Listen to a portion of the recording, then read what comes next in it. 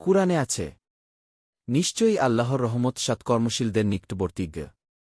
সূরা আল-আরাফ ৭৫ কষ্টের সময় ধৈর্য ধরলে আল্লাহর রহমত কাছে আসে। ৫ যারা নেক আমল করে, নামাজ, রোজা, জাকাত, মানুষের সাহায্য, এসব কাজ আল্লাহর রহমত পাওয়ার বড় কারণ। সুন্দর একটি কথা, যে বান্দা আল্লাহর দিকে ১ কদম এগিয়ে যায়, আল্লাহ তার দিকে ১০ কদম এগিয়ে আসে। রাসূল শাহ বলেছেন, আল্লাহ বলেন, আমি আমার বান্দার ধারণার মতোই গি। তুমি যদি ভাবো আল্লাহ তোমাকে সাহায্য করবেন, তাহলে তিনি তোমাকে সাহায্য করবেন। তুমি যদি দোয়া চালিয়ে যাও, একদিন সেই দোয়া কবুল হবেই। কষ্ট যতই বড় হোক, আল্লাহর রহমত তার চেয়েও অনেক বড়। মনে রাখো, আজ তুমি যে কষ্টে আছো, কাল সেটাই তোমার সবচেয়ে বড় রহমতের কারণ হতে পারে।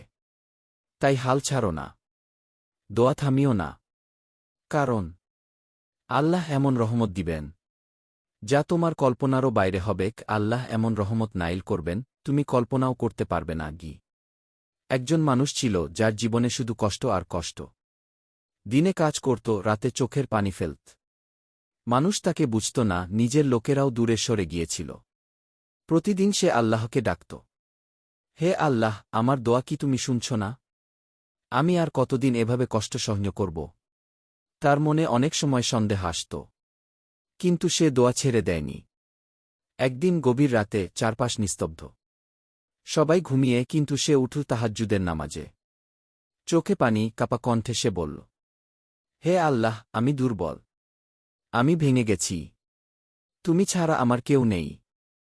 তুমি যদি আজও আমাকে সাহায্য না করো, আমি হারিয়ে যাব। সেই রাতে তার হৃদয়ে এক অদ্ভুত শান্তি নেমে এল। কোনো সমস্যাই তখনও শেষ হয়নি, কিন্তু তার মনে ভরসা জন্ম নিল। আল্লাহ আছেন, তিনি দেখছেন। দিন গেল, সপ্তাহ গেল। হঠাৎ একদিন এমনভাবে তার জীবনের দরজা খুলে গেল, যা সে কখনো কল্পনাও করেনি। যে কাজের জন্য সে বছরের পর বছর চেষ্টা করেছিল, আল্লাহ সেটা এক মুহূর্তে সহজ করে দিলেন। যে মানুষগুলো তাকে কষ্ট দিয়েছিল, তাদের জায়গায় আল্লাহ ভালো মানুষ পাঠালেন।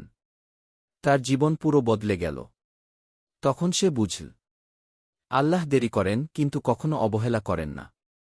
রাসূল শাহ বলেছেন, আল্লাহ বলেন, আমি আমার বান্দার ধারণার মতোই গি। তুমি যদি ভাবো আল্লাহ তোমাকে সাহায্য করবেন, তাহলে তিনি তোমাকে সাহায্য করবেন। তুমি যদি দোয়া চালিয়ে যাও, একদিন সেই দোয়া কবুল হবেই। কষ্ট যতই বড় হোক, আল্লাহর রহমত তার চেয়েও অনেক বড়। মনে রাখো, আজ তুমি যে কষ্টে আছো, কাল সেটাই তোমার সবচেয়ে বড় রহমতের কারণ হতে পারে। তাই হাল ছাড়ো না, দোয়া থামিও না, কারণ আল্লাহ এমন রহমত দিবেন যা তোমার কল্পনারও বাইরে হবে।